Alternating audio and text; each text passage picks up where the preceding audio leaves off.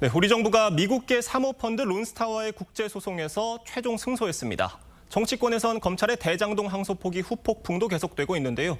오늘 특별히 모셨습니다. 국민의힘 한동훈 전 대표와 함께 뜨거운 현안 관련해서 자세한 얘기 나눠보겠습니다. 어서 오십시오. 반갑습니다. 저희 뉴스퍼레이드 출연은 처음이시죠? 예, 처음입니다. 네, 이른 아침 스튜디오 찾아주셔서 너무 감사드리고요. 불러주셔서 고맙습니다. 우선 론스타 승소 관련 얘기부터 좀 해보겠습니다. 법무장관으로서 주도하셨던 론스타와의 국제소송, 그야말로 완승을 거뒀습니다. 이 배상 판결에 대한 취소 신청을 하실 때 당시에 주변에선 이길 가능성 굉장히 낮다, 희박하다, 제로다라는 말까지도 있었는데 그래도 신청을 하셨던 거잖아요. 어떤 길이 보이셨던 겁니까? 사실 뭐 세상의 일이 숫자만 가지고 생각할 수 있는 건 아니잖아요. 저는 특히 이 사안에서 핵심적인 우리의 무기가 됐던 론스타의 외환 카드 주가 조작 사건을 10여 년간 계속 수사 공판해 온 그런 경험이 있었기 때문에 저는 이건 취소 소송 가면 이길 수 있다는 확신이 있었습니다. 아주 단순한 논리거든요. 중재재판 판정문을 보면 그 중재재판 판정문에서는 론스타가 대한민국에서 주가 조작을 했다는 사실을 다수의견, 소수의견 모두 인정한 상태였어요. 그러면 그걸 기준으로 적극적으로 주장하면서 그리고 거기에 더해서 절차적 미스를 찾아내면 전 이길 수 있다고 봤어요. 아주 심플한 논리잖아요. 남의 나라 와서 외국인들이 주가 조작해서 분탕질 해놓고 나가면서 돈 더 내놔라. 이렇게 하는 구조거든요. 저는 이런 논리는 분명히 통할 수 있다라고 생각했습니다.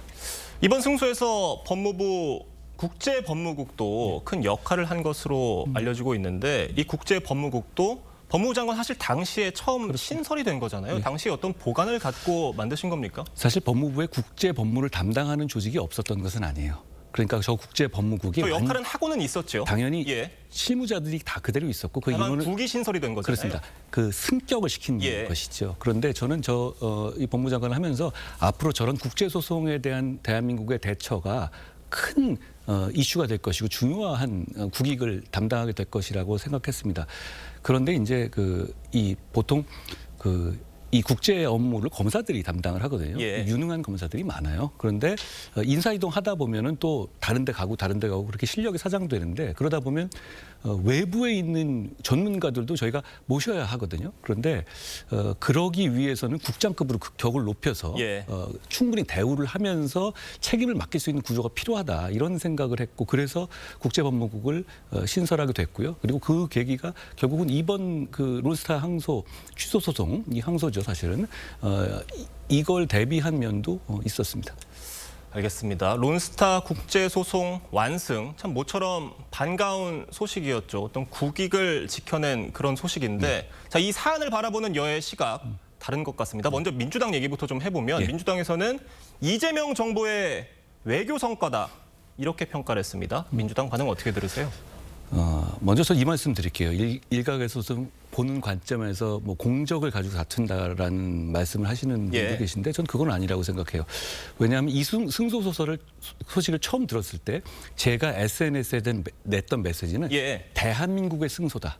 대한민국의 승리다라고 했어요. 저는 그러니까 그거 이상으로 더 얘기할 생각은 없었습니다. 민주당을 비판할 생각이 없었거든요. 그런데 제가 놀랐던 것이 바로 김민석 총리가 나와서 브리핑할 때 이렇게 얘기했거든요. 새 정부의 쾌거다. 새 정부의 쾌거다라고 했어요. 그다음에 민주당의 인사들이 이재명 정부가 되니까 국군이 따른다는 둥, 이재명 정부가 다 한 것이라는 둥 이런 식의 반응들을 계속 내놨거든요. 저는 이건 그냥 사실을 호도하는 것이기 때문에 바로 잡아야 한다고 생각했습니다. 왜냐하면 아까 말씀드린 것처럼 제가 이 항소제기 그러니까 취소 소송을 낼 때 민주당은 하나같이 이건 안 된다. 한동훈 자기 장사다. 한동훈의 국민에 대한 희망 고문이다. 한동훈은 역적이다. 승소 가능성 0%다라고 계속해서 공격하면서 자료 제출 요구하고 실무자들 공격하고 이랬었어요. 그러니까 가만히 있었던 게 아니라 오히려 반대했었습니다. 기억이 납니다. 그렇습니다. 그런데다가 지금 이 소송은 마지막 최종 변론이 2025년 1월 21일에서 23일까지 있었습니다. 그 뒤에 문서를 좀 냈을 수는 있습니다만. 그러니까 이재명 정권 탄생 전이란 말씀이시죠? 5개월 전이죠. 물리적으로도 사실 이재명 정권이 여기서 기여할 수 있는 그런 물리적인 공간은 없었죠. 뭐 양자역학을 하면 모르겠지만. 그러니까 제 말씀은 이건 대한민국의 승리예요. 예. 그러니까 저는 민주당에서 이건 대한민국 국민의 승리였습니다. 그랬으면 같이 박수 쳤을 겁니다. 그런데 새 정부의 쾌거다? 예. 그거는 90분 축구 경기 전후반 끝난 다음에 게임 안 뛰었던 사람이 마지막에 싹 끼어 들어가지고 야 내가 이겼어. 다 내 공이야. 이렇게 얘기하는 것과 다름없거든요. 그 점을 좀 바로 잡으려고 말씀드린 것이다라는 말씀드려요.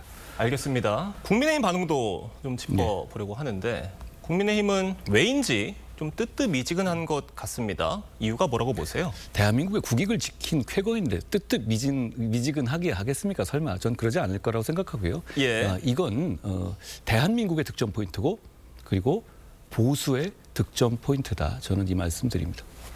알겠습니다. 자, 대장동 항소포기 관련해서도 좀 얘기를 해보려고 예. 합니다.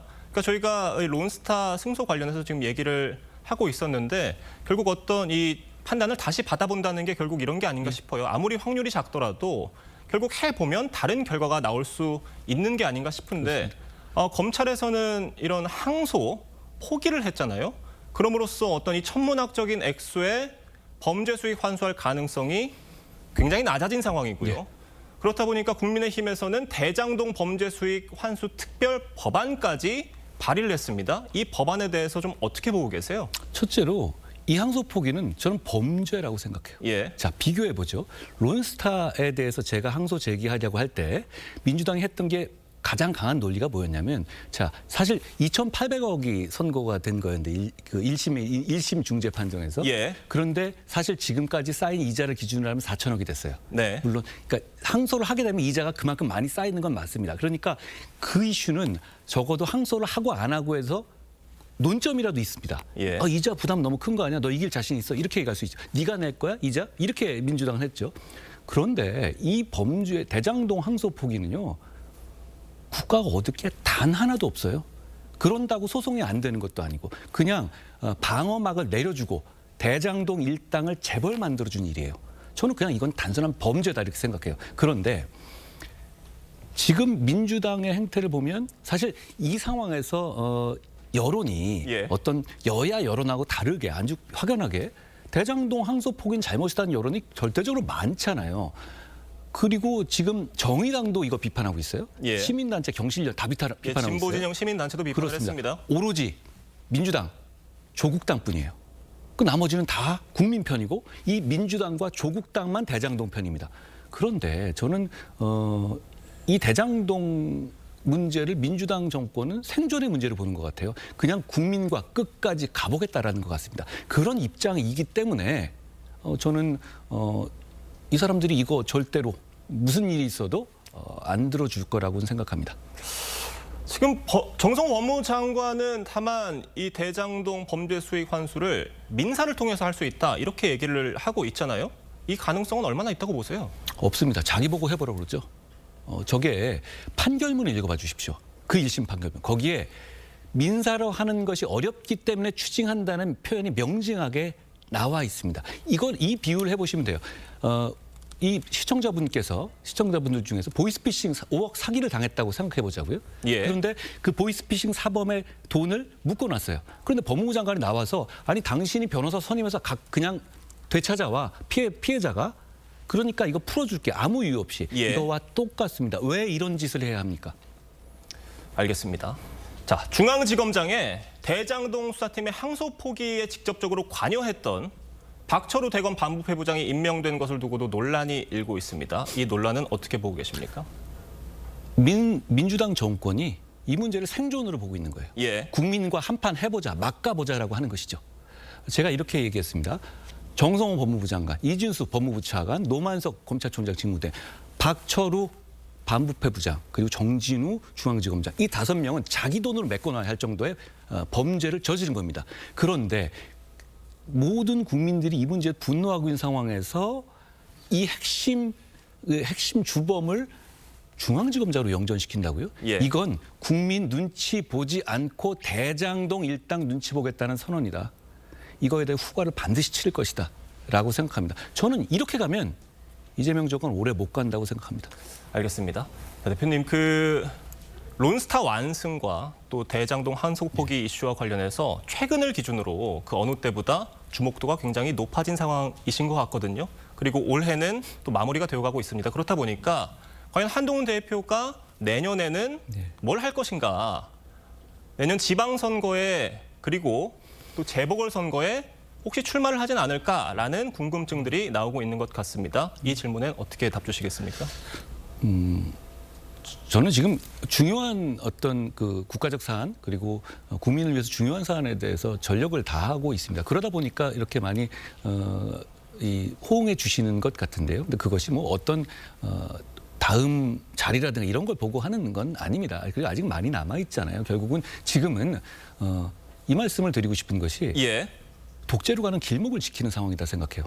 항소 포기 같은 거 저거는 뭐냐면 항소 포기를 가지고 검찰을 권력의 개처럼 써서 항소 포기를 해내잖아요. 그리고 국민들이 저항을 자기들이 이렇게 잠재우잖아요.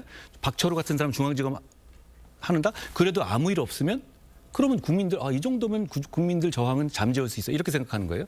그럼 그 다음은 뭐겠습니까? 이재명에 대한 다른 모든 사건을 공소 취소를 할 것이고 대법원을 완전히 무력화시킬 겁니다. 그러면 대한민국이 70몇 년간 오면서 성취한 여기까지 온 성취가 무력화되는 거예요. 저는 대단히 중요한 독재로 가는 길목에 있다고 생각하거든요. 저는 여기서 지방선거 뭐 정치공학적인 문제 그런 걸 생각할 단계는 아니라고 생각해요. 여기서 우리가 잘하면 지금 이 길목이 울돌목 되는 거고요. 잘못하면 황산벌 되는 거다. 그런 결기를 가지고 임해야 한다라고 생각합니다. 알겠습니다. 오늘 특별히 한동훈 전 국민의힘 대표 모시고 자세한 이야기 나눠봤습니다. 오늘 말씀 잘 들었습니다. 고맙습니다.